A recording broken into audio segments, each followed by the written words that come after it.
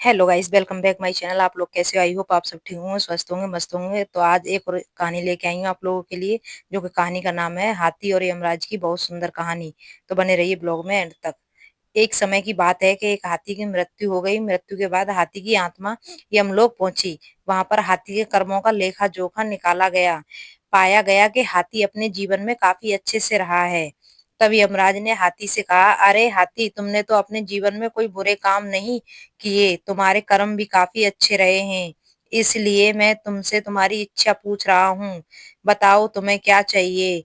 तुम्हारी सबसे बड़ी मनोकामना क्या है? हाथी बोला, यमराज जी, अगर वाकई मैं आप मेरे कर्मों से प्रसन्न हैं और अगर मेरा दूसरा जन्म होना है तो मुझे किसी भी जीव में जन्म दे दीजिए, लेकिन मेरे ऊपर किसी मनुष्य का अधिकार ना हो।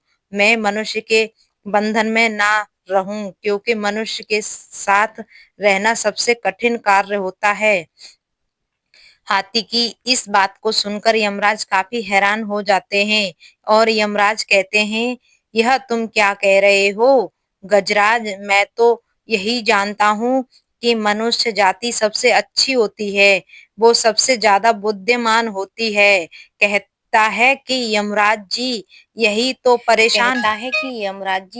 परेशानी है कि मनुष्य जाति सबसे ज्यादा बुद्धिमान होती है। आपको इंसानों के विषय में शायद ज्यादा जानकारी है ही नहीं, इसलिए आप ऐसी बातें कर रहे हैं। कैसी जानकारी नहीं है मुझे? मुझे तुम खुद देखो, यहाँ पर कितने मनुष्य खड़े हैं। उन्हें उनके कर्मों के अनुसार जो मिल रहा है उसे बिना किसी परेशानी के स्वीकार करते हैं। ऐसे में हाथी कहता है कि महाराज, मतलब आप को अब तक किसी जीवित इंसान से पाला नहीं पड़ा है। यह तो मृत है। यह तो सिर्फ मनुष्य की आत्मा है। किसी जीवित मनुष्य से मिलिए तो आपको पता चल जाएगा। ऐसे में यमराज काफी हैरान हो गए। तब यमराज ने कहा, ठीक है, तुम्हारी बात को आजमाने के लिए मैं तुम्हारे मालिक को यहीं जीवित मंगाता हूँ। अगर तुम्हारी बात सत्य निकली तो तुम जो कहोगे मैं वैसा करूंगा, लेकिन अगर तुम्हारी बात गलत साबित हुई तो तुम्हें वापस उसी मालिक के पास जाकर रहना होगा जहां तुम पहले थे। हाथी ने अब यमराज की शर्त मंजूर कर ली और यमराज को भी हाथी की बातें काफी दिलचस्प लगने लगी और वह किसी जीवित मनुष्य से मिलकर उसके बारे में जानने को उत्साहित हो गए। उन्होंने अपने यमदूतों को आदेश दिया कि जाओ, जाकर इसके मालिक को जीवित आओ। यमराज की आज्ञा मानकर 4 यमदूत हाथी गए, लेकिन अब उनके सामने परेशानी यह थी कि मालिक को लेने धरती पर पहुंच जीवित को लेकर जाएं तो जाएं कैसे। इसलिए वो लोग उसने सोने का इंतजार करने लगे। जब हाथी का मालिक पलंग पर सो गया तो यमदूत ने पलंग सहित उसे उठा लिया और वे यमलोक की तरह उठ चले। थोड़ी देर बाद जब हरीलाल की नींद खुली तो उसने खुद को आसमान में उड़ते हुए पाया। नीचे देखा तो धरती भी नजर नहीं आ रही थी। तब उसने उन चारों यमदूतों से पूछा कि आप कौन हैं? मुझे कहाँ ले जा रहे हैं? यमदूत बोले कि हम यमदूत हैं और तुम्हें यमलोक ले जा रहे हैं। तभी आती का सेठ है। यह यमलोक तो मृत्यु के बाद जाते हैं, लेकिन मैं तो जीवित हूँ। इस पर यमदूत ने कहा, आज वहां पर एक जीवित व्यक्ति की जरूरत है। दरअसल एक हाथी ने यमराज से कहा है कि जीवित व्यक्ति को लेकर आओ, तब आपको पता चलेगा। अरे वह तो मेरा हाथी है जिसकी आज मृत्यु हुई है, लेकिन उसने मुझे ऊपर बुला लिया। तब परेशान हरीलाल ने कोई तरकीब लगाने की सोची ताकि उसका जीवित सुरक्षित रहे। इधर उधर देखने पर उसे उसके पलंग पर ही एक कलम और कागज मिल गया। उसने उस पर कुछ लिखा। थोड़ी देर में ही वह यमलोक पहुंच गए। जब वो यमराज के सामने पहुंचा तो यमराज जोर जोर से हंसने लगा और हाथी की तरफ देखकर बोले, यह लो, तुम्हारा मालिक आ गया।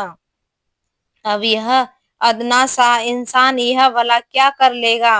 हाथी बोला, थोड़ा सब्र कीजिए महाराज, आपको सब पता चल जाएगा।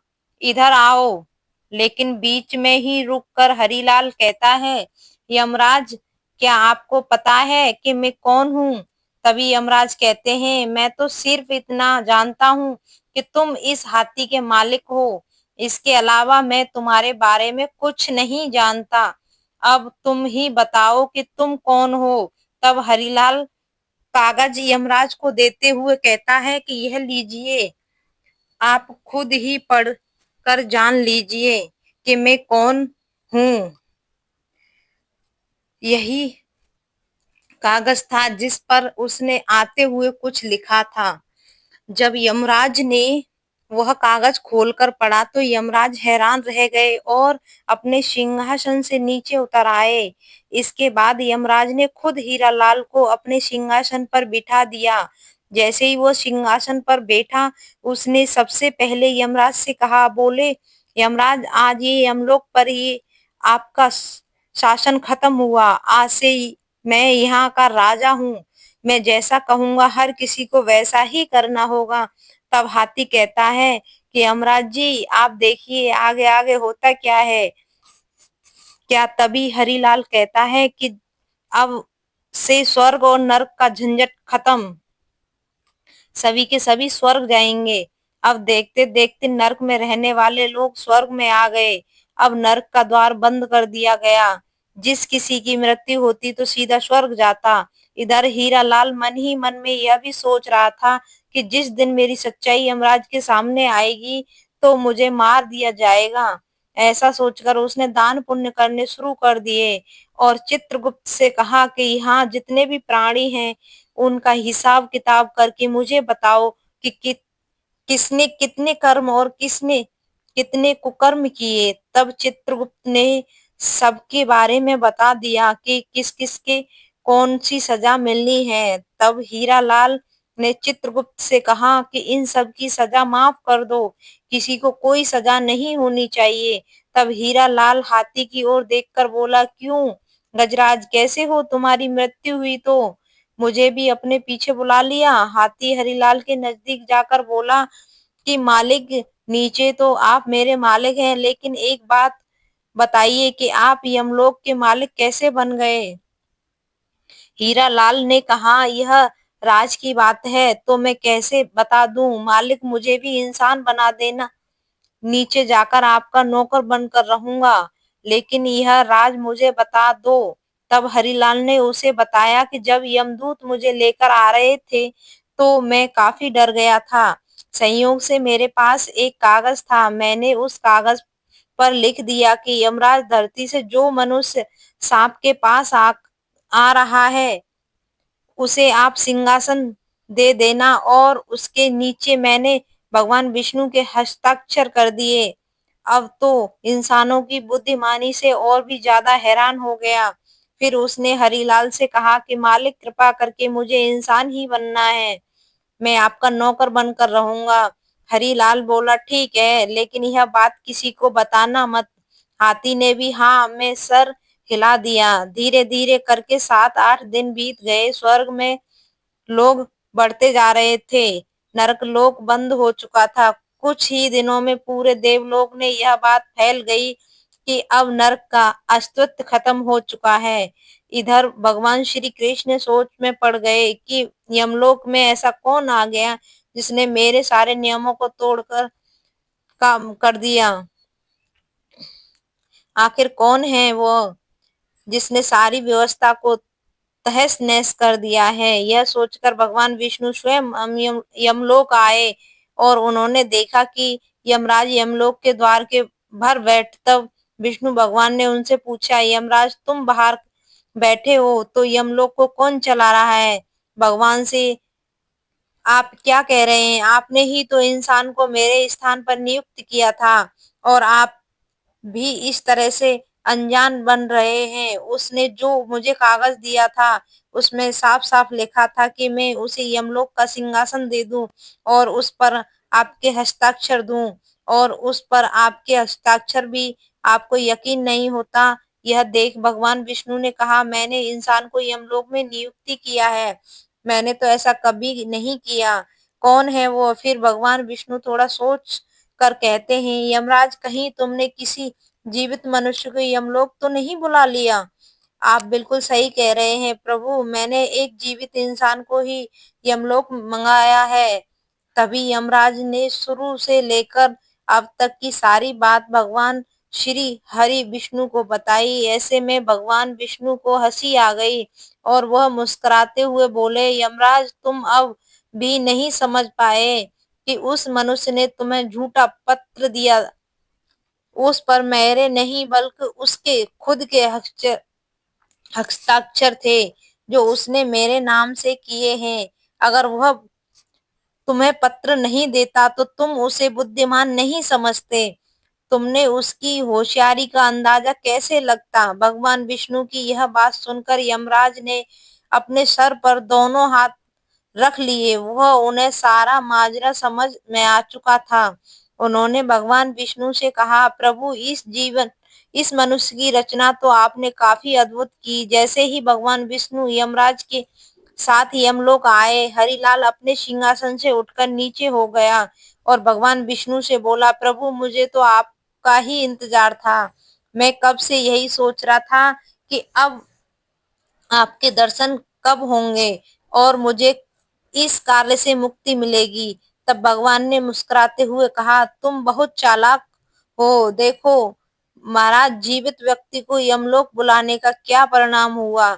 जब इसे लगा कि मैं इसे दंड देने वाला हूँ तो यह मुझे खुश करने में लग गया। किसी भी इंसान को समझना किसी के लिए आसान नहीं। यमराज ने हाथी से कहा, गजराज तुम शर्त जीत गए। मैं अब तक यही समझता था कि हम देवताओं से अधिक समझदार और कोई नहीं भी है, परंतु मैं गलत निकला। पर आज तुम्हारी वजह से मेरे सारे भ्रम दूर हो गए। अब जाके हाथी यमराज से शर्त जीत चुका था। ऐसे में उसने यमराज से कहा कि यमराज जी आप मुझे भी मनुष्य बना दें। यमराज ने उसकी शर्त मान ली और हरिलाल को वापस धरती पर भेज दिया, लेकिन यमलोक की सारी बातें उसके दिमाग से निकाल दी। यानी कि हरिलाल को यमलोक की कोई भी बात याद नहीं की। वह फिर से आम जिंदगी जीने लगा। दोस्तों, इस कहानी से हमें यही सीख मिलती है कि इंसान को हर हाल में अपनी बुद्धि का इस्तेमाल करना चाहिए। अगर आप चाहें तो किसी भी मुसीबत करना चाहिए अगर आप चाहें तो किसी भी मुसीबत का सामना आसानी से कर सकते हैं, जिस तरह हरिलाल ने किया था। दोस्तों, हमारी यह कहानी आपको कैसी लगी? अगर अच्छी लगी हो तो कमेंट में जरूर बताएं और चैनल पर नए हो तो चैनल को सब्सक्राइब कर लें। Thank you so much. मिलते हैं नेक्स्ट वीडियो के साथ।